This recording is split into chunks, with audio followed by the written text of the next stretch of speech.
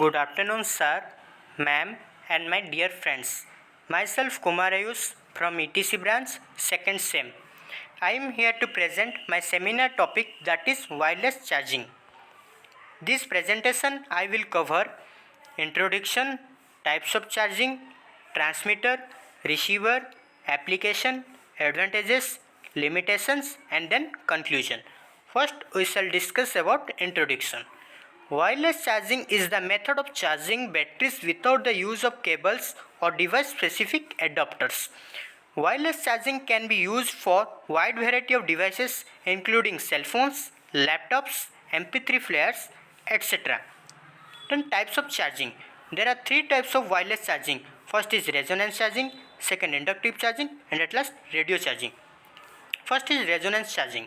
It uses phenomenon of resonance that causes an object to vibrate when energy of certain frequency is applied. Two copper coils are used, one attached to transmitter and another to receiver. Both coils are turned to same electromagnetic frequency. These coils, when placed close to one another, power is transferred.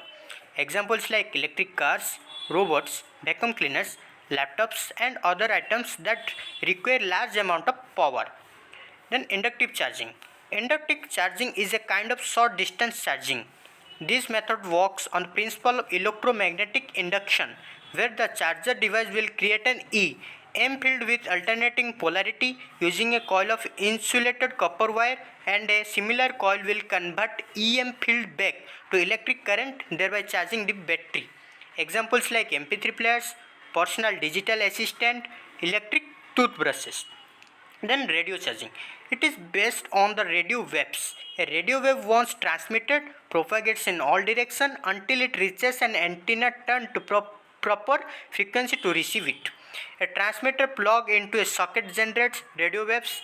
When the receiver attached to the device is set to the same frequency as the transmitter, it will charge the device's battery. Examples like watches, hearing aids, and medical implants. Then what is transmitter? A power transmitter acts as a power source. It will transmit power to the receiver side.